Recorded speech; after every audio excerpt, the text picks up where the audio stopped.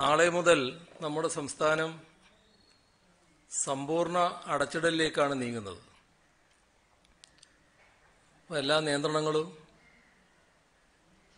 കേൾക്കുന്നില്ല.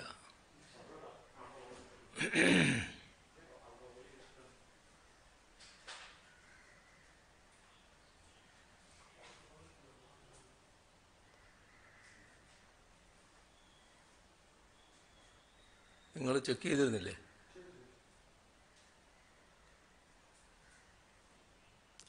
നാളെ മുതൽ സംസ്ഥാനം സമ്പൂർണ്ണ അടച്ചിടലിലേക്ക് നീങ്ങുകയാണ്. നിയന്ത്രണങ്ങൾ കർശനമായി നടപ്പാക്കും. ഇന്ന് 38,460 പേർക്കാണ് കോവിഡ് സ്ഥിരീകരിച്ചത്. 1,44,345 പരിശോധനകളാണ് നടന്നത്. 54 പേർ മരണമടഞ്ഞിട്ടുണ്ട്. ഇപ്പോൾ ചികിത്സയിലുള്ളത് 4,02,650 പേരാണ്. സർക്കാർ സംവിധാനങ്ങളാകെ കോവിഡ് പ്രതിരോധത്തിൽ മുഴുകുകയാണ്. ഇന്ന് ചേർന്ന അവലോകന യോഗത്തിൽ വിവിധ വകുപ്പ് മേധാവികളും ജില്ലാ കലക്ടർമാരും സംസ്ഥാനത്താകെയുള്ള സ്ഥിതി റിപ്പോർട്ട് ചെയ്തു. കോവിഡ് വ്യാപനത്തിന്റെയും ലോക്ക്ഡൌണിന്റെയും പശ്ചാത്തലത്തിൽ സംസ്ഥാനത്ത് സൗജന്യ ഭക്ഷ്യക്കിറ്റ് വിതരണം ഈ മാസം തുടരും. കിറ്റുകൾ അടുത്തയാഴ്ച കൊടുത്തു തുടങ്ങും. അതിഥി തൊഴിലാളികൾക്ക് ഭക്ഷ്യക്കിറ്റ് വിതരണം ചെയ്യും. 18-45 വയസ്സ് പരിധിയിലുള്ളവർക്ക്, 18 മുതൽ 45 വയസ്സ് വരെയുള്ളവർക്ക് പൂർണ്ണമായും ഒറ്റയടിക്ക് വാക്സിൻ നൽകുവാൻ നമുക്ക് കഴിയില്ല. മറ്റ് രോഗങ്ങളുള്ളവർക്ക് മുൻഗണന നൽകും. രോഗമുള്ളവരുടെയും ക്വാറന്റൈൻകാരുടെയും വീട്ടിൽ പോകുന്ന വാർഡ് തല സമിതിക്കാർക്കും മുൻഗണന നൽകും. വാർഡ് തല സമിതിക്കാർക്ക് വാർഡിൽ സഞ്ചരിക്കാൻ പാസ് നൽകും. കാരണം അവർക്ക് വീടുകളിലേക്ക് പോകണം, രോഗികളുടെ വീടുകളിൽ പോകാനുണ്ടാവും, അതിന് തടസ്സമുണ്ടാകാതിരിക്കാൻ. ലോക്ക്ഡൌൺ ഘട്ടത്തിൽ അത്യാവശ്യ കാര്യങ്ങൾക്ക് പുറത്തു പോകേണ്ടവർ പോലീസിൽ നിന്ന് പാസ് വാങ്ങണം. ആരോഗ്യ പ്രവർത്തകർ ആവശ്യത്തിനില്ലാതെ വരുമ്പോൾ അതുണ്ടാക്കാനിടയുള്ള പ്രയാസം പരിഹരിക്കുന്നതിന് വിദ്യാർത്ഥികൾക്കും മറ്റും പരിശീലനം നൽകി അവരുടെ സന്നദ്ധ പ്രവർത്തനം പ്രയോജനപ്പെടുത്തും.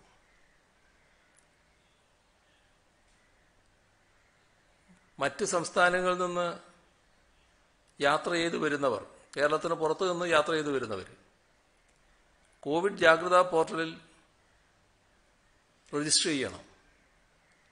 അത് നിർബന്ധമാണ്. അങ്ങനെ രജിസ്റ്റർ ചെയ്തില്ലെങ്കിൽ അവർ സ്വന്തം ചെലവിൽ 14 ദിവസം ക്വാറന്റൈനിൽ കഴിയണം. ലോക്ക്ഡൌൺ കാലത്ത് തട്ടുകടകൾ തുറക്കരുത്. വാഹന റിപ്പയർ വർക്ക്ഷോപ്പ് ആഴ്ചയുടെ അവസാനം 2 ദിവസം തുറക്കാം. ഹാർബറിൽ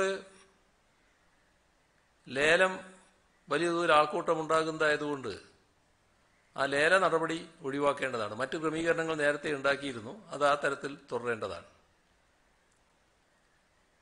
ബാങ്കുകൾ ഒന്നിടവിട്ട് ദിവസം പ്രവർത്തിക്കുന്നതാണ് നല്ലത്.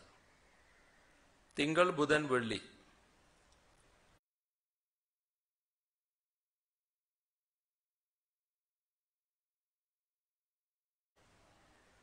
വാർ റൂമിൽ വിവരം ലഭ്യമാക്കാനുള്ള സംവിധാനം ഒരുക്കും.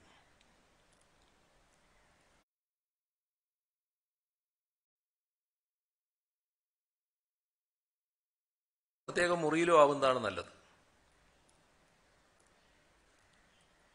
അയൽപക്കവുമായി ബന്ധപ്പെടേണ്ടി വരും. ചിലപ്പോൾ ചില സാധനങ്ങൾ അപ്പുറവും ഇപ്പുറവും വാങ്ങാനുണ്ടാവും.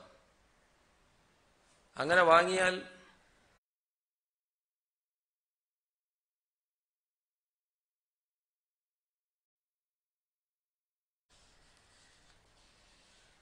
രാജ്യത്താകെ കോവിഡ് വ്യാപനം അതിരൂക്ഷമായി തുടരുകയാണ്.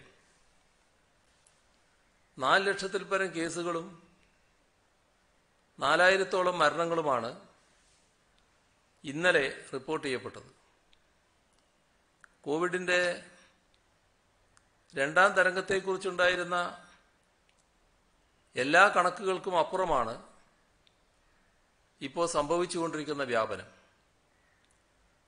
ദേശീയതല വിദഗ്ധ സമിതികൾ ഉൾപ്പെടെ പരമാവധി 2.5 ലക്ഷത്തോളം കേസുകളാണ് കോവിഡ് ഉച്ചസ്ഥായിയിലെത്തുമ്പോൾ ഉണ്ടാവുക എന്നായിരുന്നു വിലയിരുത്തിയിരുന്നത്. എന്നാൽ 4 ലക്ഷവും കടന്ന് നമ്മുടെ രാജ്യം മുന്നോട്ട് പോവുകയാണ്. ഇത്തരമൊരു പശ്ചാത്തലം കൂടി കണക്കിലെടുത്ത് വേണം കേരളത്തിലെ കാര്യങ്ങൾ തീരുമാനിക്കുന്നത്. അതുകൊണ്ടാണ് ലോക്ക്ഡൌൺ പ്രഖ്യാപിക്കുന്ന നിലയിലേക്ക് എത്തിയത്. വാരാന്ത്യങ്ങളിലെ നിയന്ത്രണങ്ങൾ, രാത്രികാല നിയന്ത്രണം, ഇതൊക്കെ കുറച്ച് നാളുകളായി നാം നടപ്പിലാക്കി വരുന്നുണ്ട്. ജീവനും ജീവനോപാധികളും സംരക്ഷിക്കുക എന്ന ലക്ഷ്യമാണ് പ്രാവർത്തികമാക്കാൻ ശ്രമിച്ചത്. എന്നാൽ ഇവ രണ്ടും കണക്കിലെടുക്കുമ്പോൾ ഏറ്റവും പ്രധാനം ജീവനുകൾ സംരക്ഷിക്കുക എന്നത് തന്നെയാണ്. അതാണ് പ്രാഥമികമായ ഉത്തരവാദിത്വം. രോഗം കൂടുതലായി വ്യാപിക്കുമ്പോൾ അതിനാനുപാതികമായി മരണസംഖ്യയും ഉയരും. രോഗികളുടെ എണ്ണം നമ്മുടെ നാട്ടിലെ ആരോഗ്യ സംവിധാനങ്ങൾക്ക് കൈകാര്യം ചെയ്യാൻ സാധിക്കുന്നതിലും അധികമായാൽ വലിയ വിപത്താകും സംഭവിക്കുക. അത്തരമൊരു സാഹചര്യം ഉരുത്തിരിയുന്നത് ഒഴിവാക്കാനാണ് ലോക്ക്ഡൌണിലൂടെ ശ്രമിക്കുന്നത്. കേരളത്തിലെ ഉയർന്ന ജനസാന്ദ്രത കണക്കിലെടുക്കുമ്പോൾ ജനങ്ങൾ തമ്മിലുള്ള സമ്പർക്കം കുറക്കാൻ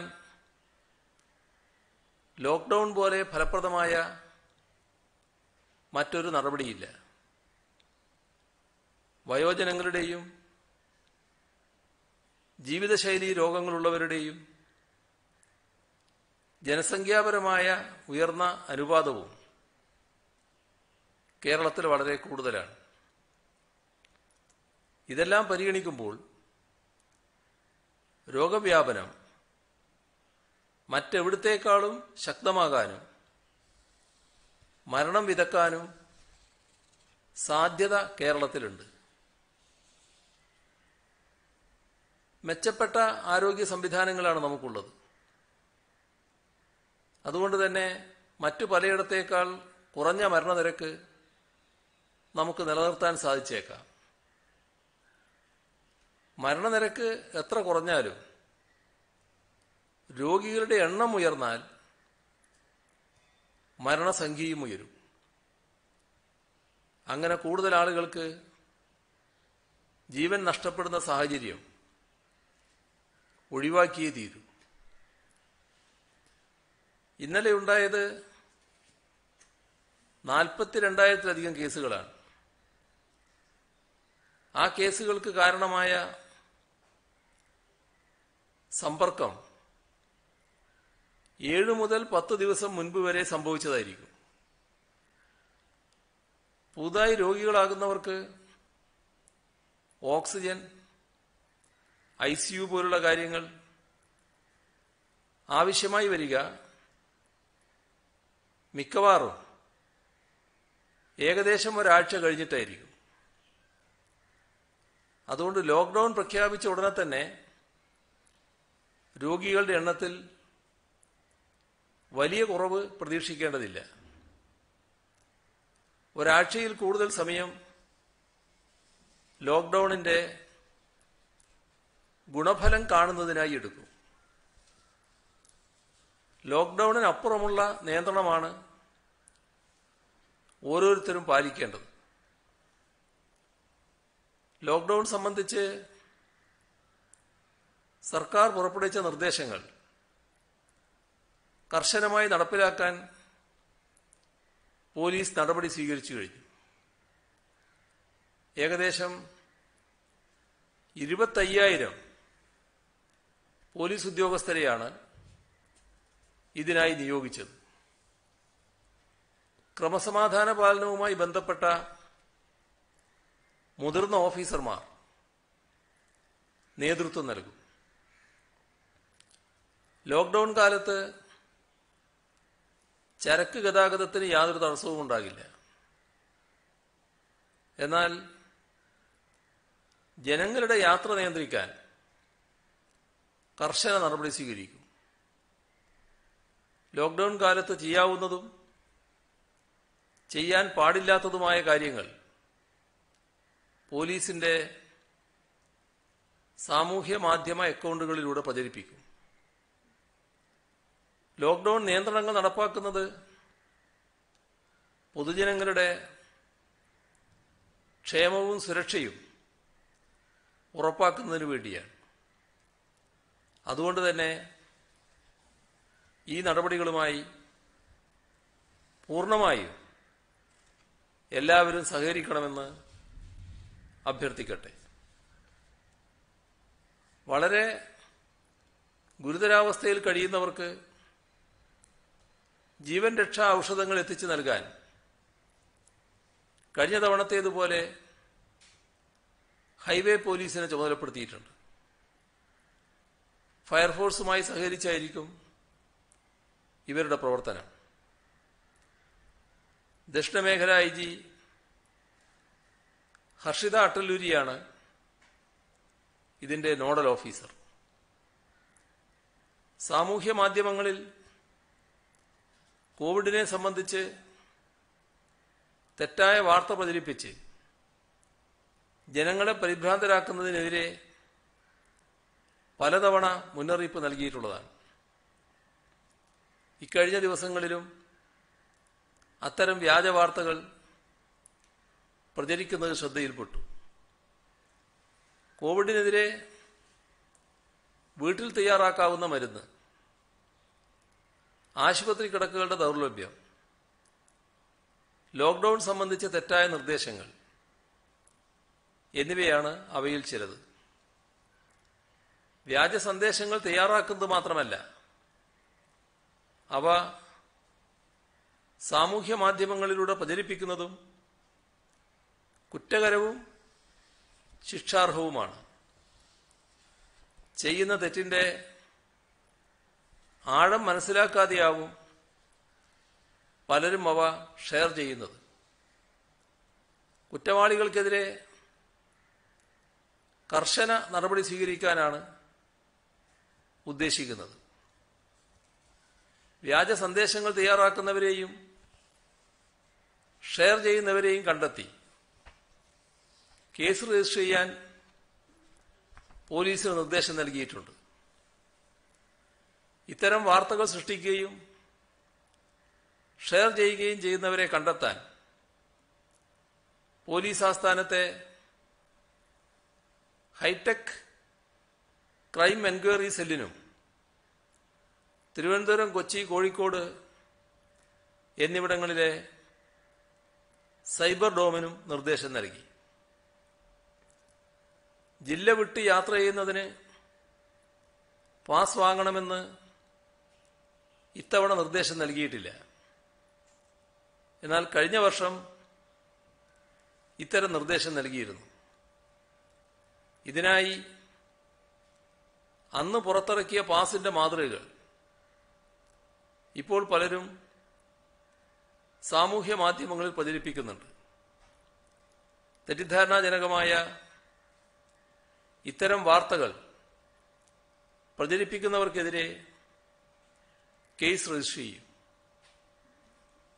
അന്തർജില്ലാ യാത്രകൾ പരമാവധി ഒഴിവാക്കുകയാണ് ഉചിതം. ഒഴിവാക്കാനാകാത്ത സാഹചര്യങ്ങളിൽ യാത്ര ചെയ്യുന്നവർ പേരും മറ്റു വിവരങ്ങളും യാത്രയുടെ ഉദ്ദേശവും ഉൾപ്പെടുത്തി തയ്യാറാക്കിയ സത്യവാങ്മൂലം കയ്യിൽ കരുതണം. വിവാഹം, മരണാനന്തര ചടങ്ങുകൾ, വളരെ അടുത്ത രോഗിയായ ബന്ധുവിനെ സന്ദർശിക്കൽ, ഒരു രോഗിയെ ഒരു സ്ഥലത്ത് നിന്ന് മറ്റൊരിടത്തേക്ക് കൊണ്ടുപോകാൻ, ഇത്തരത്തിലുള്ള തികച്ചും ഒഴിച്ചുകൂടാനാകാത്ത കാര്യങ്ങൾക്ക് മാത്രമേ ജില്ല വിട്ടുള്ള യാത്ര അനുവദിക്കൂ. മരണാനന്തര ചടങ്ങുകൾ,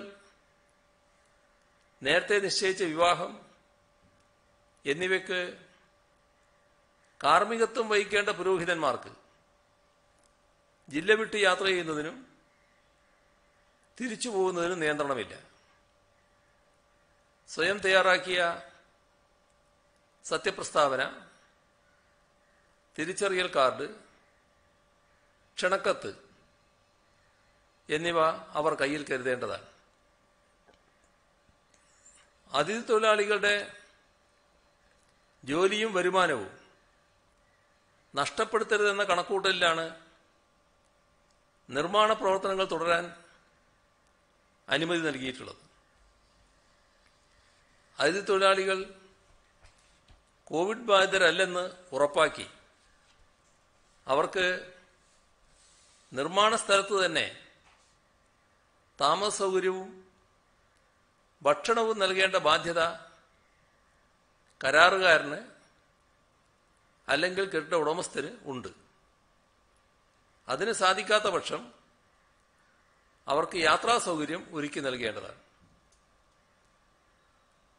ചിട്ടിത്തവണ പിരിക്കാനും കടം നൽകിയ പണത്തിന്റെ മാസത്തവണ വാങ്ങാനുമായി ധനകാര്യ സ്ഥാപനങ്ങളുടെ പ്രതിനിധികൾ വീടുകൾ സന്ദർശിക്കുന്നത് ശ്രദ്ധയിൽപ്പെട്ടിട്ടുണ്ട്.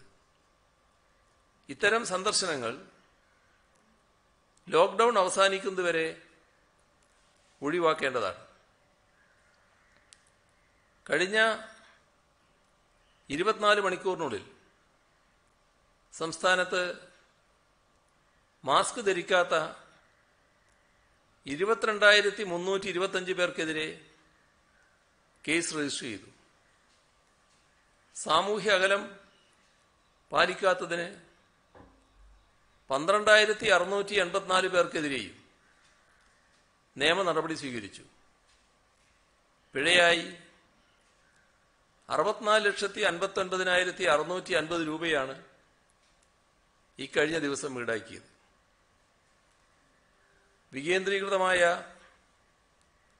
സാമൂഹ്യ ആരോഗ്യ സുരക്ഷാ സംവിധാനത്തിലൂടെ പാർശ്വവൽകൃത ജനവിഭാഗങ്ങളുടെ സുരക്ഷ ഉറപ്പുവരുത്താനുള്ള ശ്രമങ്ങൾ സർക്കാർ നടത്തിവരുന്നുണ്ട്. വയോജനങ്ങൾ, ആദിവാസി വിഭാഗങ്ങൾ, ട്രാൻസ്ജെൻഡറുകൾ, ഭിന്നശേഷി വിഭാഗക്കാർ തുടങ്ങിയവരുടെ സുരക്ഷയ്ക്കായി പ്രത്യേക ഊന്നൽ നൽകേണ്ടതുണ്ട്. ആ പ്രവർത്തനങ്ങൾ കൂടുതൽ ഊർജ്ജസ്വലമാക്കാനാണ് ശ്രമിക്കുന്നത്.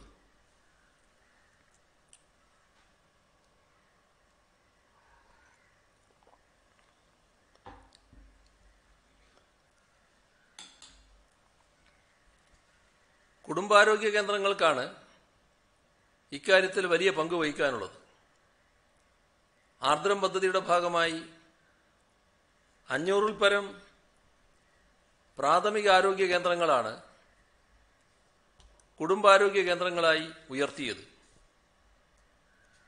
ശ്വാസകോശ സംബന്ധമായ രോഗങ്ങളുടെയും ജീവിതശൈലി രോഗങ്ങളുടെയും ചികിത്സക്കായുള്ള ക്ലിനിക്കുകൾ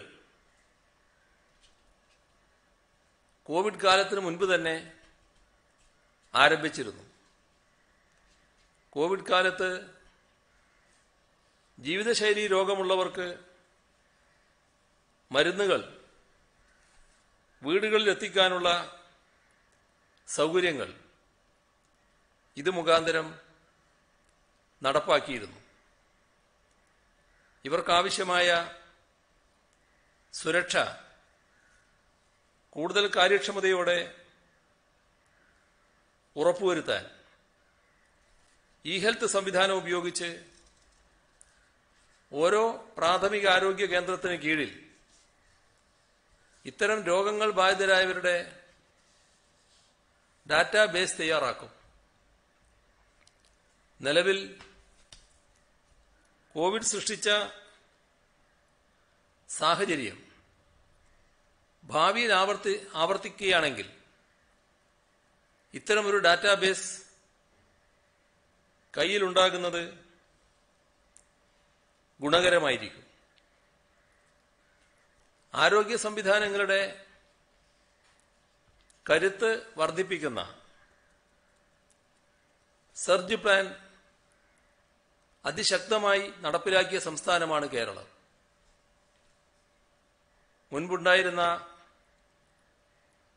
995 വെന്റിലേറ്ററുകൾ ഇപ്പോൾ 2293 ഉയർന്നിരിക്കുന്നു. ICU ബെഡുകൾ 1800 നിന്നും 2857 വർദ്ധിക്കുകയും ചെയ്തിട്ടുണ്ട്.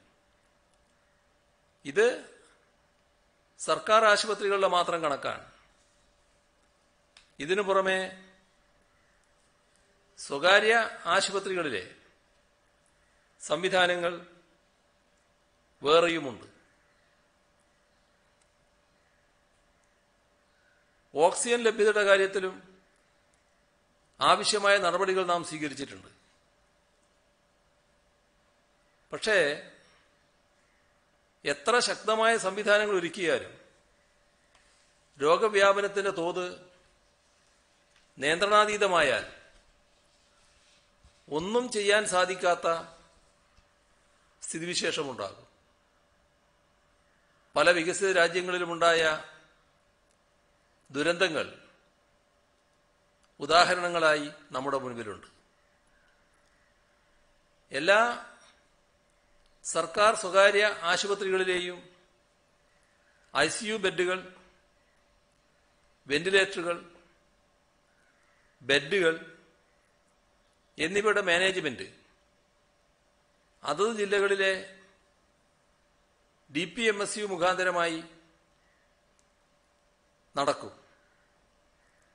അതുകൊണ്ട് ആർക്കെങ്കിലും ഈ സൗകര്യങ്ങളുടെ കാര്യങ്ങൾ അന്വേഷിക്കാനുണ്ടെങ്കിൽ നേരിട്ട് അതാത് ജില്ലയിലെ കൺട്രോൾ സെല്ലുമായി ബന്ധപ്പെടാവുന്നതാണ്. ആശുപത്രികളിലേക്ക് നേരിട്ട് വിളിക്കുന്ന രീതി ഒഴിവാക്കേണ്ടതാണ്. സംസ്ഥാനത്തെ രോഗികളിൽ ഭൂരിഭാഗം പേരും വീടുകളിൽ ക്വാറന്റൈനിൽ കഴിയുകയാണ്.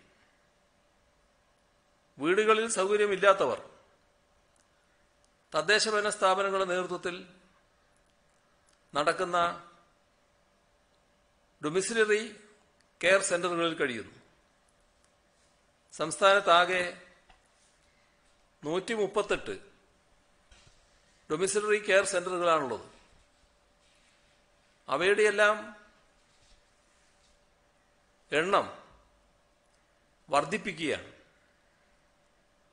ഇതിനു പുറമെ CFLTC, CSLTC, കോവിഡ് ആശുപത്രികൾ, മെഡിക്കൽ കോളേജുകൾ, കാരുണ്യ പദ്ധതിയിൽ എംപാനൽ ചെയ്യപ്പെട്ട സ്വകാര്യ ആശുപത്രികൾ എന്നീ സജ്ജീകരണങ്ങൾ സർക്കാർ ഒരുക്കിയിട്ടുണ്ട്. ഇതിനു പുറമെ എംപാനൽ ചെയ്യപ്പെടാത്ത സ്വകാര്യ ആശുപത്രികളുമുണ്ട്. പരമാവധി സ്വകാര്യ ആശുപത്രികളോടും കാരുണ്യ പദ്ധതിയിൽ എംപാനൽ ചെയ്യണമെന്നാണ് സർക്കാർ ആവശ്യപ്പെടുന്നത്. മികച്ച പ്രതികരണമാണ് അക്കാര്യത്തിൽ ഇതുവരെ സ്വകാര്യ ആശുപത്രികളിൽ നിന്ന് ഉണ്ടായിട്ടുള്ളത്. രണ്ടാമത്തെ കോവിഡ് തരംഗത്തിന്റെ ആരംഭത്തിൽ കാരുണ്യ പദ്ധതിയുടെ ഭാഗമായി 106 ആശുപത്രികളാണ് ഉണ്ടായിരുന്നത്. കുറഞ്ഞ സമയത്തിനുള്ളിൽ അത് 165 ആശുപത്രികളായി വർദ്ധിച്ചിട്ടുണ്ട്. അതിന്റെ ഭാഗമായി സ്വകാര്യ ആശുപത്രികളിലെ രോഗികൾക്കും സൗജന്യ ചികിത്സ ലഭ്യമാക്കാൻ സാധിക്കും. 2020 രൂപീകരിച്ച സ്റ്റേറ്റ് ഹെൽത്ത് അതോറിറ്റി മുഖേന ഈ ഇനത്തിൽ 88 കോടി രൂപ ഇതുവരെ സർക്കാർ ചെലവഴിച്ചിട്ടുണ്ട്. എംപാനൽ ചെയ്യാനും ജനങ്ങൾക്ക് ഈ സൗകര്യം ലഭ്യമാക്കാനും കൂടുതൽ സ്വകാര്യ ആശുപത്രികൾ മുന്നോട്ട് വരണമെന്നാണ് വീണ്ടും അഭ്യർത്ഥിക്കാനുള്ളത്. ബെഡുകളുടെ വിതരണം ജില്ലാ കൺട്രോൾ സെന്ററുകൾ വഴിയാണ് നടത്തേണ്ടത്. അതിനാൽ എല്ലാ സ്വകാര്യ ആശുപത്രികളും അതാതിടത്തെ ബെഡുകളുടെ സ്റ്റാറ്റസ് ജില്ലാ കൺട്രോൾ റൂമുകളിൽ കൃത്യമായി ഓരോ 4 മണിക്കൂറിലും അപ്ഡേറ്റ് ചെയ്യണം. ബെഡുകൾ അനാവശ്യമായി ഉപയോഗിക്കപ്പെടുന്നത് തടയാനും രോഗികൾക്ക് ലഭിക്കുമെന്ന് ഉറപ്പുവരുത്താനും ഇത് അനിവാര്യമാണ്. ഇക്കാര്യത്തിൽ എല്ലാ ആശുപത്രികളും പൂർണ്ണമായി സഹകരിക്കണമെന്നാണ് അഭ്യർത്ഥിക്കാനുള്ളത്. സംസ്ഥാനത്തിന്റെ കൈവശം ബൾക്ക് ഓക്സിജൻ സിലിണ്ടർ 6008 എണ്ണമുണ്ട്. B type cylinder 21888. Liquid medical oxygen tank 119.7 metric ton. ശരാശരി ഉപയോഗം 111.49 മെട്രിക് ടൺ. സംസ്ഥാനത്തിന്റെ കൈവശം നിലവിൽ 220.09 മെട്രിക് ടൺ ഓക്സിജനുണ്ട്. ലിക്വിഡ് ഓക്സിജൻ സ്റ്റോറേജ് നിലവിൽ 8 സർക്കാർ മെഡിക്കൽ കോളേജിലും നിലവിലുണ്ട്. പുനലൂർ താലൂക്ക് ആശുപത്രി, കൊല്ലം ജില്ലാ ആശുപത്രി, കരുനാഗപ്പള്ളി താലൂക്ക് ആശുപത്രി, മാനന്തവാടി ജില്ലാ ആശുപത്രി, തലശ്ശേരി ജനറൽ ആശുപത്രി, എറണാകുളം, കോട്ടയം, തൃശൂർ, എറണാകുളം മെഡിക്കൽ കോളേജ് തുടങ്ങിയ ഇടങ്ങളിൽ ഓക്സിജൻ നിർമ്മാണം ആരംഭിച്ചിട്ടുണ്ട്.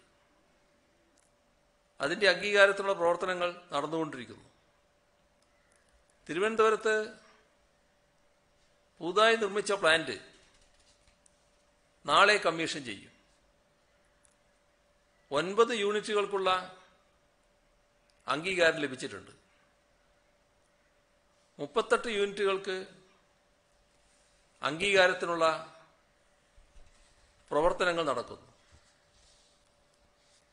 ഈ സമയം ആവർത്തിച്ച് അഭ്യർത്ഥിക്കാനുള്ള ചില കാര്യങ്ങളുണ്ട്. നേരത്തെ പറഞ്ഞത് തന്നെയാണ്, ഇടയ്ക്കിടെ സോപ്പിട്ട് കൈകൾ കഴുകുന്നത് ശീലമാക്കണം. പുറത്തുപോയി വരുന്നവർ കുട്ടികളുമായി ഇടപഴകുന്നത് ഒഴിവാക്കണം. പൊതു ഇടങ്ങളിൽ ഇടപഴകുന്നത് ഒഴിവാക്കണം. അയൽപക്കക്കാരുമായി ഇടപഴകുന്നത് കുറക്കണം. കേരളത്തെ അപകീർത്തിപ്പെടുത്താൻ നിരവധി നീക്കങ്ങൾ നടക്കുന്നുണ്ട്. അതിലൊന്നാണ് വാക്സിൻ ഇറക്കുന്നത് കൂലിത്തർക്കം ഉന്നയിച്ച് തൊഴിലാളികൾ തടഞ്ഞു എന്ന വ്യാജ പ്രചരണം. നിസ്വാർത്ഥമായി ജോലി ചെയ്യുന്ന തൊഴിലാളികളുടെ മനോവീര്യം കെടുത്താൻ മാത്രമല്ല, കേരളം മോശമായ അവസ്ഥയിലാണ് എന്ന് ചിത്രീകരിക്കാൻ കൂടിയാണ് ഇത് ഉപകരിക്കുക. രാജ്യം നേരിടുന്ന ഗുരുതര സാഹചര്യം അറിയാവുന്നവരാണ് നമ്മൾ. ഈ മഹാമാരിയുടെ ആക്രമണത്തിൽ നിന്ന് നാടിനെ സംരക്ഷിക്കാൻ സ്വയം മറന്ന് കർമ്മരംഗത്തുള്ളത് ലക്ഷക്കണക്കിന് മനുഷ്യരാണ്. അവർക്ക് എല്ലാ സൗകര്യവും നൽകുക എന്നതാണ് സമൂഹത്തിന്റെ ഉത്തരവാദിത്വം. അതിനിടയിൽ ശ്മശാനത്തിൽ തിരക്ക്, ഓക്സിജൻ കിട്ടുന്നില്ല, മോട്ടോർ സൈക്കിളിൽ ആശുപത്രിയിലേക്ക് കൊണ്ടുപോയി എന്നൊക്കെയുള്ള വാർത്തകൾ ഉദ്യോഗജനകമായി അവതരിപ്പിക്കുന്നത് മാധ്യമങ്ങളും സ്വയം നിയന്ത്രിക്കാൻ തയ്യാറാവണം. പുന്നപ്രയിലെ കോവിഡ് നിരീക്ഷണ കേന്ദ്രത്തിൽ ശ്വാസതടസ്സം അനുഭവപ്പെട്ട കോവിഡ് ബാധിതനെ ആംബുലൻസ് എത്താനുള്ള സമയം പോലും പാഴാക്കാതെ ആശുപത്രിയിൽ എത്തിച്ച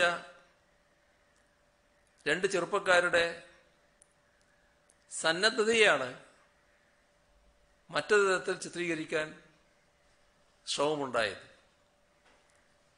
ആ രോഗി ഇപ്പോ സുഖം പ്രാപിച്ചു വരുന്നതായാണ് മനസ്സിലാക്കുന്നത്. അങ്ങനെ ഉയർന്നു പ്രവർത്തിച്ച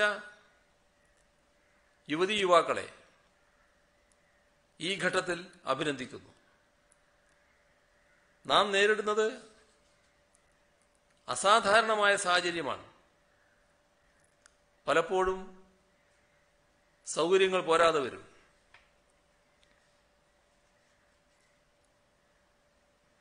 ഒന്നാം തരംഗഘട്ടത്തിലുണ്ടായതുപോലുള്ള സൗകര്യങ്ങൾ ഇപ്പോഴും കിട്ടണമെന്നില്ല. അതുകൊണ്ടാണ് ലഭ്യമായ എല്ലാ ആശുപത്രികളും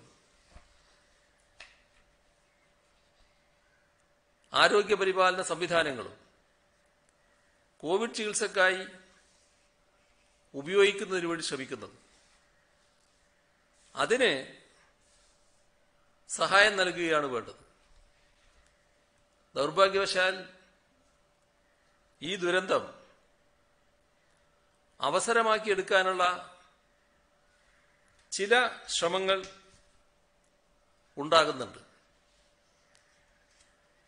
ബസ്സിന് അമിത ചാർജ് ഈടാക്കുക, അതുപോലുള്ള പ്രവണതകൾ റിപ്പോർട്ട് ചെയ്യപ്പെടുന്നുണ്ട്.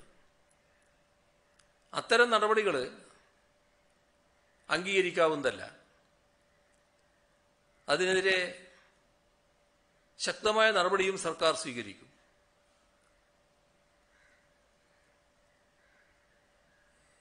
ഇക്കൂട്ടത്തിൽ പറയാനുള്ള മറ്റൊരു കാര്യം, റീബിൽഡ് കേരള ഇനീഷ്യേറ്റീവിന്റെ ഭാഗമായ റെസിലിയൻ കേരള ഡെവലപ്മെന്റ് പ്രോഗ്രാമിന്റെ 2ാം ഘട്ടത്തിന് ലോകബാങ്കിന്റെയും ഏഷ്യൻ ഇൻഫ്രാസ്ട്രക്ചർ ഇൻവെസ്റ്റ്മെന്റ് ബാങ്കിന്റെയും കൺസെഷണൽ ഫണ്ടിങ്ങായി 250 ദശലക്ഷം $US ലഭ്യമാകാൻ ധാരണയായി.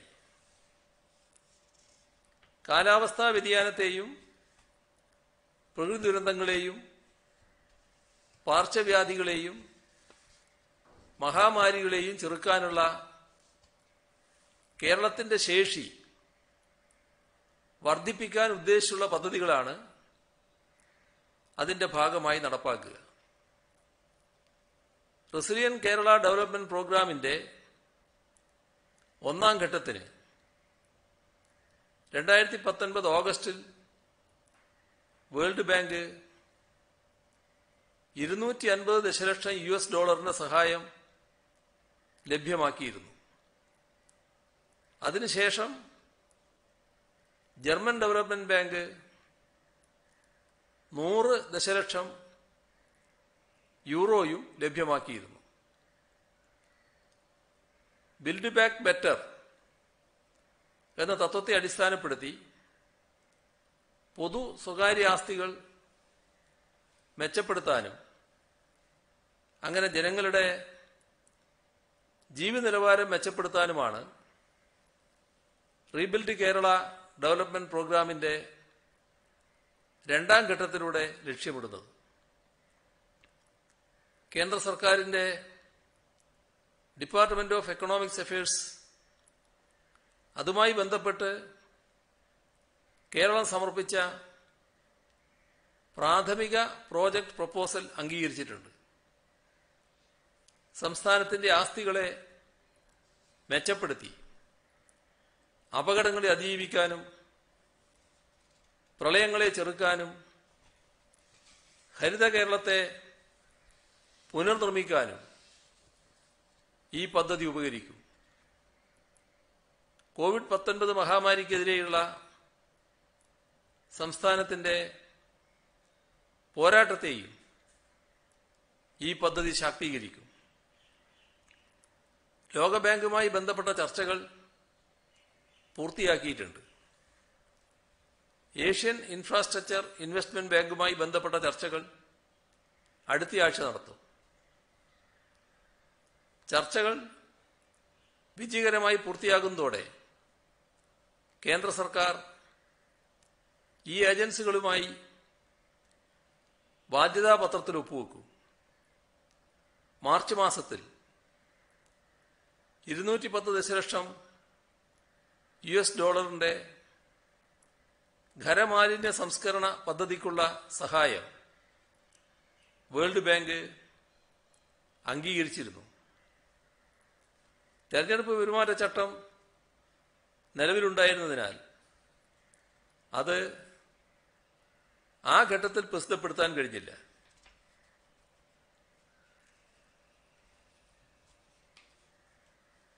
ഇടിമിന്നൽ കൂടുതലായി ഉണ്ടാകുന്ന മാസമാണ് ഇത്. കേരളത്തിൽ ഇടിമിന്നലും ശക്തമായ കാറ്റും തുടരുന്ന സാഹചര്യത്തിൽ പൊതുജനങ്ങളും ബന്ധപ്പെട്ട എല്ലാവരും പ്രത്യേക ജാഗ്രത പാലിക്കണം. ഇടിമിന്നൽ ഉണ്ടാക്കുന്ന സമയങ്ങളിൽ തുറന്ന സ്ഥലങ്ങളിലും മരച്ചുവട്ടിലും ടെറസിലും നിൽക്കുന്നത് ഒഴിവാക്കുക. ഇടിമിന്നൽ ഉണ്ടാകുന്ന സമയം വൈദ്യുത ഉപകരണങ്ങൾ ഉപയോഗിക്കാതിരിക്കുക. ദുരിതാശ്വാസ നിധിയിലേക്കുള്ള സഹായം പ്രവഹിക്കുകയാണ്. ഏഷ്യാനെറ്റ് കേബിൾ വിഷൻ ACV സംസ്ഥാന ദുരന്ത പ്രതിരോധ നിധിയിലേക്ക് 25 ലക്ഷം രൂപയുടെ ചെക്ക് കൈമാറിയിട്ടുണ്ട്. കോട്ടച്ചേരി സർവീസ് സഹകരണ ബാങ്ക് ജീവനക്കാരുടെ വിഹിതം ഉൾപ്പെടെ 11,66,702 രൂപ. കോഡൂർ സർവീസ് സഹകരണ ബാങ്ക് ജീവനക്കാരുടെ വിഹിതം ഉൾപ്പെടെ 11,69,000 രൂപ. Account general office employees cooperative credit society 10 ലക്ഷം രൂപ. കേരള യൂണിവേഴ്സിറ്റി എംപ്ലോയി സഹകരണ സംഘം 10 ലക്ഷം രൂപ. കവളങ്ങാട് സർവീസ് സഹകരണ ബാങ്ക് 10 ലക്ഷം. ചിറക്കൽ സർവീസ് സഹകരണ ബാങ്ക് 10 ലക്ഷം. വേങ്ങാട് ഗ്രാമപഞ്ചായത്ത് 10 ലക്ഷം. പിണറായി സർവീസ് സഹകരണ ബാങ്ക് 10 ലക്ഷം. ധർമ്മടം സർവീസ് സഹകരണ ബാങ്ക് 10 ലക്ഷം. മടിക്കൈ സർവീസ് സഹകരണ ബാങ്ക് 5,78,000 രൂപ. മയിൽ സർവീസ് സഹകരണ ബാങ്ക് 10 ലക്ഷം. തിരുവനന്തപുരം ഉള്ളൂർ സർവീസ് സഹകരണ ബാങ്ക് 7 ലക്ഷം. കരുനാഗപ്പള്ളി സർവീസ് സഹകരണ ബാങ്ക് 7 ലക്ഷം. വള്ളിവട്ടം സർവീസ് സഹകരണ ബാങ്ക് ജീവനക്കാരുടെ വീതം ഉൾപ്പെടെ 7,71,995 രൂപ. ഏങ്ങണ്ടിയൂർ ഫാർമേഴ്സ് സർവീസ് സഹകരണ ബാങ്ക് ജീവനക്കാരുടെ വീതം ഉൾപ്പെടെ 7,38,105 രൂപ. ചെങ്ങളായി സർവീസ് സഹകരണ ബാങ്ക് 7,37,504. അഞ്ചരക്കണ്ടി ഗ്രാമപഞ്ചായത്ത് 5 ലക്ഷം. തൃശൂർ പാണഞ്ചേരി സർവീസ് സഹകരണ ബാങ്ക് 5 ലക്ഷം. കേരള സംസ്ഥാന സർവീസ് പെൻഷനേഴ്സ് യൂണിയൻ തിരുവനന്തപുരം ജില്ല 5 ലക്ഷം. പിണറായി AKG മെമ്മോറിയൽ GHSS ജീവനക്കാർ ആദ്യ ഗഡുവായി 5,16,346 രൂപ. കടകംപള്ളി സർവീസ് സഹകരണ ബാങ്ക് 5 ലക്ഷം. മാറാക്കര സർവീസ് സഹകരണ ബാങ്ക് 5 ലക്ഷം. അഖിലേന്ത്യാ ജനാധിപത്യ മഹിളാ അസോസിയേഷൻ പയ്യന്നൂർ ഏരിയ കമ്മിറ്റി 2,06,050 രൂപ. ഹരിപ്പാട് സർവീസ് സഹകരണ ബാങ്ക് ആദ്യ ഗഡു 2 ലക്ഷം. GHSS പാലയാട് ഹയർ സെക്കൻഡറി വിഭാഗം ജീവനക്കാർ 2,27,708 രൂപ. RIT എഞ്ചിനീയറിംഗ് കോളേജിലെ മുൻകാല SFI പ്രവർത്തകരുടെ കൂട്ടായ്മ 2,02,199 രൂപ. സ്വാമി കൃഷ്ണാനന്ദ ഭാരതി പയ്യന്നൂർ 1 ലക്ഷം. വിരമിച്ച അസിസ്റ്റന്റ് എഞ്ചിനീയർ രാമകൃഷ്ണൻ തൃശൂർ 1 ലക്ഷം. ഒഞ്ചിയം രക്തസാക്ഷി ദിനാചരണത്തിന്റെ ഭാഗമായി സംഘടിപ്പിച്ച വാക്സിൻ ചാലഞ്ചിലൂടെ CPIM ഒഞ്ചിയം ഏരിയ കമ്മിറ്റി സമാഹരിച്ച 1 ലക്ഷം. പുരോഗമന കലാസാഹിത്യ സംഘം പാലക്കാട് ജില്ലാ പ്രസിഡന്റായ ഡോക്ടർ CP ചിത്രഭാനു 1 ലക്ഷം. ജയദേവൻ മാസ്റ്റർ സ്മാരക പെയിൻ ആൻഡ് പാലിയേറ്റീവ് സൊസൈറ്റി 1 ലക്ഷം. Sreenarayana Guru open university vice chancellor doctor Mubarak Pasha 1 ലക്ഷം. ഗുരുവായൂരപ്പൻ കോളേജിൽ നിന്നും വിരമിച്ച ഡോക്ടർ NE രാജീവൻ 1 ലക്ഷം. Prosecution additional director general advocate Suresh Babu Thomas 1 ലക്ഷം. യുവധാര ചെമ്മരശ്ശേരിപ്പാറയും DYFI ചെമ്മരശ്ശേരിപ്പാറ യൂണിറ്റും ചേർന്ന് 70,040 രൂപ. Senior citizens friends welfare association സംസ്ഥാന കമ്മിറ്റി ആദ്യ ഗഡു 50,000 രൂപ. തിരുവനന്തപുരം ജില്ലാ സ്പോർട്സ് കൗൺസിൽ 50,000. സംസ്ഥാന ബാലാവകാശ commission chairman advocate Manoj Kumar KV 50,000. പാറപ്പുറം ജൂനിയർ ബേസിക് സ്കൂളിലെ പ്രധാന അധ്യാപിക ഷീജ ഗംഗാധരൻ 20,000. NGO യൂണിയൻ മുൻ സംസ്ഥാന പ്രസിഡന്റ് VM പവിത്രൻ ഒരു മാസത്തെ പെൻഷൻ തുക 32,000. കേരള സംസ്ഥാന service pensioners union Pappanamcode unit 37,000. Maison foods മാനേജ്മെന്റും ജീവനക്കാരും ചേർന്ന് 20,000. സഖാവ് TP ഹൈദ്രുവിന്റെ കുടുംബം വളാഞ്ചേരി 30,000 രൂപ. CPIM Eruvatti west local secretary KP സതുമാസ്റ്റർ 10,000 രൂപ. Hantex chairman N Ratheendran 10,000. ആലപ്പടമ്പ് രക്തസാക്ഷി മാവിലച്ചെണ്ടൻ നമ്പ്യാരുടെ മകൾ KV പത്മിനി 10,000. ഏലിയ ജോസഫ് പോളും എലോറ അന്നപ്പോളും തൃശൂർ 10,000. PTM എടപ്പാലം എത്തിഖാന ഹൈസ്കൂളിലെ 10ാം ക്ലാസ് വിദ്യാർത്ഥികൾ 51,000. കൊട്ടാരത്ത് അബ്ദുറഹ്മാൻ മാസ്റ്റർ വളാഞ്ചേരി 26,620 രൂപ. നൊച്ചാട് തേലക്കരയിൽ ചന്ദ്രൻ 36,000 രൂപ. 10ാം ക്ലാസ് വിദ്യാർത്ഥി അശോക് പി നായർ പട്ടാമ്പി, തനിക്ക് ലഭിക്കുന്ന ഭിന്നശേഷി സ്കോളർഷിപ്പ് തുക 10,080 രൂപ, 10,060 രൂപ. പത്തനംതിട്ട ചുങ്കപ്പാറ ഷെറീഫ് മെഡിക്കൽ സെന്ററിലെ ഡോക്ടർ സാറ ഷാഹുൽ ഹമീദ് 25,000 രൂപ. ചെങ്ങളായി AUP സ്കൂൾ 5ാം ക്ലാസ് വിദ്യാർത്ഥി അനുവിന്ദ ബിജു 1000 രൂപ. നസ്ര സഫ്ഷൽ എരുവട്ടി കൂടൂർ സക്കാത്ത് കിട്ടിയ 5,000 രൂപ. പന്തളം അനിൽ ഭവനത്തിൽ അശോക് കുമാറിന്റെ മകൾ കൃഷ്ണപ്രിയ 4,355 രൂപ. സംസ്ഥാന ദുരന്ത പ്രതികാര നിധിയിലേക്ക് കോർപ്പറേറ്റ് സോഷ്യൽ റെസ്പോൺസിബിലിറ്റി ഫണ്ടിൽ നിന്നും സംഭാവന നൽകാവുന്നതാണ്. ദുരന്ത നിവാരണ പ്രവർത്തനങ്ങൾ കോർപ്പറേറ്റ് സോഷ്യൽ റെസ്പോൺസിബിലിറ്റി പ്രകാരം അംഗീകൃത പ്രവർത്തനമാണ് എന്നതിനാൽ കമ്പനികൾക്ക് ഇത് പരിഗണിച്ച് സംഭാവന നൽകാൻ കഴിയും. ഇന്നലെ കോൺഫെഡറേഷൻ ഓഫ് ഇന്ത്യൻ ഇൻഡസ്ട്രീസിന്റെ പ്രതിനിധികളുമായി ഒരു ചർച്ചയുണ്ടായിരുന്നു. ഇതിലവര് എറണാകുളത്ത് BPCLന്റെ ഭാഗമായി 1000 ബെഡുള്ള ഒരു ആശുപത്രിയുടെ സൗകര്യമൊരുക്കാം, കെട്ടിടം നൽകണം, അപ്പോൾ 1000 ബെഡുള്ള ആശുപത്രി സൗകര്യമൊരുക്കാം എന്നവർ വാഗ്ദാനം ചെയ്തിട്ടുണ്ട്. കലക്ടറുമായി ബന്ധപ്പെട്ട് തുടർ നടപടികൾ അവർ സ്വീകരിക്കുകയാണ്. അതോടൊപ്പം എല്ലാ ജില്ലകളിലും കൂടുതൽ ബെഡ് ഒരുക്കുന്നതിനുള്ള ഇതുപോലുള്ള സൗകര്യങ്ങൾ ചെയ്യാൻ തയ്യാറാണെന്നും കലക്ടർമാരുമായി ബന്ധപ്പെടാമെന്നും അവർ സന്നദ്ധത അറിയിച്ചിട്ടുണ്ട്. അപ്പോൾ ഇത്തരം കാര്യങ്ങളിൽ സഹകരിക്കാൻ ഇനിയും ഇതുപോലുള്ള CSR മറ്റും ഉപയോഗിക്കാൻ പറ്റുന്നവർ സന്നദ്ധമാകണം എന്നുകൂടിയാണ് അഭ്യർത്ഥിക്കാനുള്ളത്. അല്പം നീണ്ടുപോയി. ഇത്രയും കാര്യങ്ങളാണ് ഇന്ന് പങ്കുവെക്കാനുള്ളത്.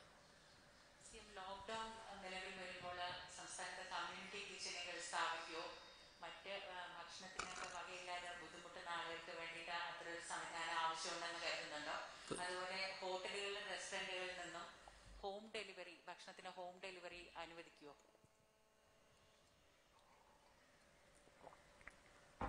ഇത് വളരെ പ്രസക്തമായ പ്രശ്നമാണ്. ഇവിടെ നമ്മുടെ സംസ്ഥാനത്ത് ഇതിന്റെ ഭാഗമായി ആരും പട്ടിണി കിടക്കാൻ പാടില്ല എന്ന നിലപാട് തന്നെയാണ് സർക്കാരിനുള്ളത്. അതിന്റെ ഭാഗമായി എല്ലാ പ്രദേശങ്ങളിലും 2 കാര്യമാണ് ചെയ്യാൻ ഉദ്ദേശിക്കുന്നത്. ഒന്ന്, ഇത്തരത്തിൽ ഭക്ഷണം ആവശ്യമായി വരുന്ന ആളുകളും കുടുംബങ്ങളും ഏതാണെന്ന് കണക്കാക്കി അവർക്ക് ഭക്ഷണം വീട്ടിലെത്തിച്ചു കൊടുക്കുക. അതിൽ ജനകീയ ഹോട്ടലുകൾ പല സ്ഥലത്തും പ്രവർത്തിക്കുന്നുണ്ട്. ആ ജനകീയ ഹോട്ടലുകളിൽ നിന്ന് ഭക്ഷണം എത്തിക്കാൻ കഴിയും. ജനകീയ ഹോട്ടലുകൾ ഇല്ലാത്ത സ്ഥലത്ത് എത്ര പേര് ഇത്തരത്തിൽ ഭക്ഷണം വേണ്ടവരുണ്ട് എന്ന് കണക്കാക്കി അത്രയും ആളുകൾക്ക് ഭക്ഷണം എത്തിച്ചു നൽകാനുള്ള കമ്മ്യൂണിറ്റി കിച്ചൺ സംവിധാനം തദ്ദേശ സ്വയംഭരണ സ്ഥാപനങ്ങൾ ആരംഭിക്കും. അതിനുള്ള നടപടികൾ ഇപ്പം തന്നെ സ്വീകരിച്ചു കഴിഞ്ഞിട്ടുണ്ട്. തദ്ദേശ സ്വയംഭരണ വകുപ്പ് ആവശ്യമായ നിർദ്ദേശങ്ങൾ നൽകി കഴിഞ്ഞിട്ടുണ്ട്.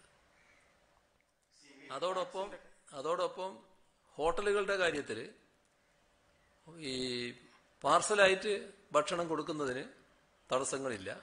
അത് ആ തരത്തിൽ തുടരും. അത്യാവശ്യം പുറത്തേക്ക് ഇറങ്ങി സാധനം മേടിക്കേണ്ട ആൾക്കാർ ഈ സത്യവാങ്മൂലം കയ്യിൽ കരുതണമോ? അതുപോലെ തന്നെ കഴിഞ്ഞ തവണ ഈ പുറത്തേക്ക് ഇറങ്ങുന്ന ആൾക്കാരുടെ വണ്ടി പിടിച്ചെടുക്കുന്ന നടപടി പോലീസ് സ്വീകരിച്ചിരുന്നു. അങ്ങനെ അനാവശ്യമായി പുറത്തിറങ്ങുന്നവരുടെ വണ്ടി പോലീസ് പിടിച്ചെടുക്കാൻ വേണ്ടി നിർദ്ദേശം നൽകിയിട്ടുണ്ട്. ഈ അത്യാവശ്യം അല്ലെങ്കിൽ ഈ വണ്ടി പിടിച്ചെടുക്കൽ മാത്രമല്ല മറ്റു നടപടികളിലേക്കും കടന്നു വരും. അത് ആ തരത്തിൽ കടുപ്പിക്കുന്ന നിലയാണ് സ്വീകരിക്കുക. അത്യാവശ്യമായ കാര്യങ്ങൾക്ക് പുറത്തിറങ്ങുന്ന നില അനുവദിക്കും. അതിനാണ് പോലീസിൽ നിന്ന് പാസ് വാങ്ങുന്ന കാര്യമടക്കം പറഞ്ഞത്. വളരെ അത്യാവശ്യമായ കാര്യത്തിന് സ്വയം സർട്ടിഫിക്കറ്റോടുകൂടി പോവുകയും ചെയ്യാം. ഈ വാക്സിന്റെ കാര്യത്തിൽ എന്തെങ്കിലും അനിശ്ചിതത്വമുണ്ടോ? പലതവണ കേന്ദ്ര സർക്കാരുമായി കത്തയച്ചിട്ടും അതിനെന്തെങ്കിലും മറുപടി കേന്ദ്രം നൽകിയിട്ടുണ്ടോ? ഇപ്പോഴത്തെ സാഹചര്യത്തിൽ 45 വയസ്സ് കഴിഞ്ഞവർക്കും ഡബിൾ ഡോസ് വാക്സിൻ എടുക്കാൻ പോലും കഴിയാത്ത സാഹചര്യം വരുന്നുണ്ട്. അതിനിടയ്ക്കാണ് ഈ 18 വയസ്സിന് ശേഷമുള്ളവർക്കും വാക്സിൻ കൊടുക്കേണ്ട ഒരു സാഹചര്യം വരുന്നത്. അങ്ങനെ കേന്ദ്രവുമായി എന്തെങ്കിലും ചർച്ച നടത്തിയിട്ട് പോലും അനുഭാവപൂർവ്വമായി എന്തെങ്കിലും ഒരു പ്രതികരണം ഉണ്ടായിട്ടുണ്ടോ? ഇപ്പോഴ് നമ്മൾ 1 കോടി വാക്സിനാണല്ലോ ചോദിച്ചത് ഈ 18-നും 45-നും ഇടക്ക് പ്രായമുള്ളവർക്ക് നൽകുന്നതിനായിട്ട്. പക്ഷെ ആ കാര്യത്തിൽ നല്ല പുരോഗതി ഉണ്ടായിട്ടില്ല. വളരെ ചെറിയൊരു ഭാഗം മാത്രമാണ് ഈ മാസം കിട്ടാനിടയുള്ളത് എന്നാണ് അറിയിച്ചിട്ടുള്ളത്. അങ്ങനെ കിട്ടുമ്പോൾ അത് നേരത്തെ പറഞ്ഞ മുൻഗണന അനുസരിച്ച് കൊടുക്കാനാണ് ഉദ്ദേശിക്കുന്നത്. അത് വിതരണം ചെയ്യാനാണ് ഉദ്ദേശിക്കുന്നത്. നമ്മൾ ആവശ്യമായ വാക്സിൻ ലഭ്യമാക്കാനുള്ള ഇടപെടൽ തുറന്നു നടത്തും. കേന്ദ്ര ഗവൺമെന്റുമായി തുറന്നും ബന്ധപ്പെടും. അത് തീരുമാനിച്ചിട്ടുമുണ്ട്. സത്യവാങ്മൂലം എന്ന് പറയുമ്പോൾ ഇന്ന് പലയിടത്തും പോലീസ് പരിശോധനയൊക്കെ കണ്ടത് എന്തെങ്കിലും ഒരു പേപ്പറിൽ സത്യവാങ്മൂലം എന്ന് പറഞ്ഞ് എഴുതിക്കൊണ്ട് വരുന്നു. അനാവശ്യ കാര്യം പലയിടത്തും പോലീസ് അത് പ്രശ്നമായി എടുക്കുന്നുമുണ്ട്. പോലീസുകാർക്ക് വേറെ വഴിയില്ല അവിടെ. അത് തടയാൻ എന്തെങ്കിലും കൂടുതൽ നടപടി ഉണ്ടാകുമോ? അത് നമ്മുടെ പൊതുവായ ബോധവൽക്കരണമാണ് അതിനാവശ്യം. ഇത് ആരുടെയും യാത്രാ സൗകര്യം തടയുന്നതിന് വേണ്ടിയോ ആളുകളെ വിഷമിപ്പിക്കുന്നതിന് വേണ്ടിയോ അല്ല. നമുക്ക് ഈ മഹാമാരിയെ തടയാനാവണം. മഹാമാരിയെ തടയുന്നതിന് നമ്മളെല്ലാവരും അതുമായി സഹകരിക്കുകയാണ് വേണ്ടത്. അതാണ് ഇതിന്റെ ഉദ്ദേശം. അപ്പോൾ ഒരു സത്യവാങ്മൂലം അവരവരെഴുതി വെക്കാന്ന് പറഞ്ഞിട്ട് അനാവശ്യമായ ഒരു കാര്യം എഴുതി വെച്ച്, ഒരു ഗൗരവമല്ലാത്തൊരു കാര്യം എഴുതി വെച്ച് പോകുമ്പോൾ അത് പ്രയാസങ്ങൾ സൃഷ്ടിക്കും. അപ്പം അത്തരത്തിലുള്ള കാര്യങ്ങളിൽ നിന്ന് എല്ലാവരും ഒഴിവായി നിൽക്കണം. അങ്ങനെ ചെയ്താൽ അത്യാവശ്യ കാര്യത്തിന് പോകുന്നവർക്കടക്കം പിന്നീട് വിഷമം വരും. അപ്പോൾ അതാണ് നമ്മൾ കാണേണ്ടത്. അത്യാവശ്യ കാര്യത്തിന് മാത്രമേ ആ രീതി സ്വീകരിക്കാവൂ. CSI വൈദികരുടെ യോഗവും മൂന്നാർ നടന്ന അതൊക്കെ പ്രശ്നവും കേസും ഒക്കെ ആയിട്ട് കിടക്കുകയാണ്. അപ്പോൾ ഈ മാസം 22-ന് SNDP യോഗത്തിന്റെ തെരഞ്ഞെടുപ്പാണ്. 10,000 വോട്ടർമാരും ഒരു 10,500 സംഘാടകരും ഈ പ്രിസൈഡിംഗ് ഓഫീസറുടെ ആളുകളൊക്കെ വരാനുള്ള സാധ്യത. സർക്കാർ അതിന് അനുവാദം കൊടുത്തിരിക്കുകയാണ്. അതെന്താണെന്ന് പരിശോധിക്കുക എങ്ങനെയാണെന്നുള്ളത്. ഈ ഒന്നാം ഘട്ടത്തിലുണ്ടായിരുന്ന ആ ലോക്ക്ഡൌൺ മുതൽ തന്നെ ഈ സംസ്ഥാനത്തെ സ്വകാര്യ ബസ്സുകൾ അതോടൊപ്പം തന്നെ കോൺട്രാക്ട് കാരേജ് വാഹനങ്ങളൊക്കെ വലിയ പ്രതിസന്ധിയിലാണ്. ഇപ്പോൾ വീണ്ടും ഒരു ലോക്ക്ഡൌൺ കൂടി വരുന്നു. അവരുടെ ആവശ്യം എന്ന് പറയുന്നത് അതിലേതെങ്കിലും തരത്തിൽ അവർക്ക് നികുതി അടയ്ക്കുന്നതിലടക്കം എന്തെങ്കിലും ഇളവ് വരുത്തുമോ എന്നുള്ളതാണ്. അത്തരം എന്തെങ്കിലും കാര്യം പരിഗണനയിലുണ്ട്? ഇത് വരുന്നതിന് മുമ്പ് തന്നെ നികുതി ഇളവ് വേണ്ടാലോ. ഇതിപ്പോ വരുന്നല്ലേ ഉള്ളൂ. അതിന്റെ കാര്യങ്ങൾ നമുക്ക് പിന്നീട് പരിശോധിക്കാം. എല്ലാ ഘട്ടത്തിലും അത്തരം ആളുകൾക്ക് സഹായകരമായ നിലപാടാണല്ലോ ഗവൺമെന്റ് എടുത്തിട്ടുള്ളത്. CM ഈ റേഷൻ കടകളിൽ ഇപ്പോഴും POS മെഷീൻ ഉപയോഗിക്കുന്നു എന്നാണ് പറയുന്നത്. അപ്പൊ ഈ ആൾക്കാര് അതിൽ ഈ കൈപതിപ്പിക്കുന്നത് ഭയങ്കരമായ ഒരു അപകടസ്ഥിതി സൃഷ്ടിക്കില്ലേ? അത് മാനുവലായിട്ട് ചെയ്യാനുള്ള ഒരു സംവിധാനം ഏർപ്പെടുത്തണം എന്നുള്ള ഒരാവശ്യം ഈ റേഷൻ കട ഉടമകൾ പറയുന്നു. അത്തരമൊരു ആവശ്യമുണ്ട്. എന്താണ് ചെയ്യാൻ സാധിക്കുക എന്നുള്ളത് പരിശോധിക്കാം നമുക്ക്. തമിഴ്നാട്ടിലും പശ്ചിമ ബംഗാളിലും ഒക്കെ സത്യപ്രതിജ്ഞ കഴിഞ്ഞു. നമ്മുടെ ഒപ്പം ജയിച്ച ആളുകളാണ്. നമ്മളവിടെ ഒരു അനക്കവും കാണുന്നില്ല. CM ഒന്നും പറയുന്നില്ല. മന്ത്രിമാരെയൊന്നും കാണുന്നില്ല. അത് പെട്ടെന്ന് തന്നെ ഉണ്ടാവും. അത് സംശയമില്ല. ഇപ്പൊ ലോക്ക്ഡൌണിന്റെ ഈ സമയത്ത് നമ്മൾ ആലോചിക്കണ്ടല്ലോ. അത് കഴിഞ്ഞതിന് ശേഷം പെട്ടെന്ന് തന്നെ ഉണ്ടാവും. CM ഈ സ്വകാര്യ ആശുപത്രിയിലെ ചികിത്സ ഫീസ് വർധനവുമായി ബന്ധപ്പെട്ടിട്ട് ഹൈക്കോടതിയും ഇടപെട്ടിരിക്കുകയാണ്. ഇക്കാര്യത്തിൽ എന്തെങ്കിലും സർക്കാർ ആലോചിക്കുന്നുണ്ടോ? ഒന്ന് ഈ ആശുപത്രിയുടെ ഒരു ഫ്ലോറോ അല്ലെങ്കിൽ ഒരു വിഭാഗമോ സർക്കാർ ഏറ്റെടുക്കുന്നതിനുള്ള എന്തെങ്കിലും ആലോചന നടക്കുന്നുണ്ടോ? ഇതില് ഹൈക്കോടതിയുടെ ഇടപെടൽ ഉണ്ടായിട്ടുണ്ട്. ഹൈക്കോടതി ഇടപെട്ടത് വളരെ സഹായകരവുമായിട്ടുണ്ട്. നമ്മുടെ സംസ്ഥാനത്ത് സ്വകാര്യ ആശുപത്രികൾ വലിയ തോതിൽ ചാർജ് ഈടാക്കരുത് എന്ന താല്പര്യത്തോടെയാണ് ഹൈക്കോടതിയുടെ ഇടപെടൽ വന്നിട്ടുള്ളത്. അക്കാര്യത്തിൽ ഗവൺമെന്റ് ഈടാക്കേണ്ട ചാർജിനെ സംബന്ധിച്ച് തീരുമാനമെടുക്കണം എന്നൊരു നിലപാടാണ് ഹൈക്കോടതി എടുത്തിട്ടുള്ളത്. അതുമായി ബന്ധപ്പെട്ട് തീരുമാനം എടുക്കാൻ പോവുകയാണ്. അതിൽ ആരോഗ്യവകുപ്പ് ഫലപ്രദമായി നീങ്ങിയിട്ടുണ്ട്. ഈ ഏതാനും മണിക്കൂറുകൾ കൊണ്ട് തന്നെ തീരുമാനത്തിന്റെ ശുപാർശകൾ വരുമെന്നാണ് പ്രതീക്ഷിക്കുന്നത്. CM ഈ കാർഷിക ലോണുകളുടെ തിരിച്ചടവിന് എന്തെങ്കിലും മൊറട്ടോറിയം പ്രഖ്യാപിക്കാൻ കഴിയുമോ എന്നുള്ള ഒരാവശ്യം പല ഭാഗങ്ങളിൽ നിന്നും. അല്ല, അത് പല ആവശ്യങ്ങൾ ഉണ്ടാവുമല്ലോ. അതൊക്കെ നമുക്ക് ഒന്നിച്ചെടുക്കാം കാര്യങ്ങൾ. അത്തരം കാര്യങ്ങളൊക്കെ പിന്നീട് എടുക്കാം. ഇപ്പോൾ ഒരു കാര്യം ചെയ്തിട്ടുണ്ട്. ആരും ഈ തവണ പിരിക്കാൻ വേണ്ടി ഈ ഘട്ടത്തിൽ ചെല്ലാൻ പാടില്ല എന്ന് പറഞ്ഞിട്ടുണ്ട്. അത് എല്ലാ ബാങ്കുകൾക്കും ബാധകമായിട്ടുള്ള കാര്യമാണ്. അക്കാര്യത്തിൽ ഈ ലോഡ്ജുള്ള ഹോട്ടലുകൾ എന്നാണ് ഓർഡറിൽ പറയുന്നത്. അപ്പം എല്ലാ ഹോട്ടലുകളും തുറക്കാൻ സമ്മതിക്കുക, അക്കാര്യത്തിലൊരു വ്യക്തത വരേണ്ടതുണ്ട്. ലോഡ്ജുള്ള ഹോട്ടലല്ല, എല്ലാ ഹോട്ടലുകൾ ഭക്ഷണം വിതരണം ചെയ്യുന്ന ഹോട്ടലുകൾ തന്നെയാണ് ഉദ്ദേശിക്കുന്നത്. അവിടുന്ന് ഭക്ഷണം പാർസലായിട്ട് കൊണ്ടുപോകുന്നതിന് പറ്റുന്ന നിലയും സ്വീകരിക്കാൻ പറ്റുന്നവരെയാണ് ഉദ്ദേശിക്കുന്നത്. വാങ്ങി ചെയ്യാണ് വേണ്ടത്. CM ഈ കോവിഡിനെതിരായ പോരാട്ടത്തിൽ മതമോ ജാതിയോ രാഷ്ട്രീയമോ നോക്കാതെ രാജ്യത്തെങ്ങും പോരാടുകയാണല്ലോ. പക്ഷെ കർണാടക എന്നൊരു വാർത്ത വന്നിരിക്കുന്നത് ഒരു BJP MP ഒരു ആശുപത്രിയിൽ കടന്ന് അവിടുത്തെ ഒരു പ്രത്യേക മതവിഭാഗത്തിൽപ്പെട്ട പോരാളികളെ, പ്രത്യേകിച്ചും കോവിഡ് പ്രതിരോധത്തിന് നേതൃത്വം കൊടുക്കുന്നവരെ അവിടുന്ന് ഇറക്കി വിട്ടു എന്നുള്ളൊരു വാർത്ത വന്നിട്ടുണ്ട്. ഇതിനൊക്കെ എങ്ങനെയാണ് കാണുന്നത്? അല്ല, എന്റെ ശ്രദ്ധയിൽ ആ വാർത്തയില്ല. എന്താണെന്ന് എനിക്കതിനെക്കുറിച്ച് അറിയില്ല എന്താണെന്നുള്ളത്. ഇതൊക്കെ സാധാരണഗതിയിൽ കോവിഡ് പ്രതിരോധം നടത്തിക്കൊണ്ടിരിക്കുക, അതിനാവശ്യമായ ആളുകൾ ഉണ്ടാവുക, ആ പ്രവർത്തനത്തിന്റെ ഭാഗമായി നിൽക്കുക, അവരെ ഇറക്കി വിടുക എന്നൊക്കെ പറയുന്നത് സ്വാഭാവികമായി ഉണ്ടാകുന്നൊരു കാര്യമല്ല. എന്താണെന്ന് അറിഞ്ഞതിന് ശേഷം മാത്രമേ മറ്റു കാര്യങ്ങൾ പറയാൻ പറ്റൂ. അപ്പം നമുക്ക് പിന്നീടാവാം ബാക്കി കാര്യങ്ങൾ.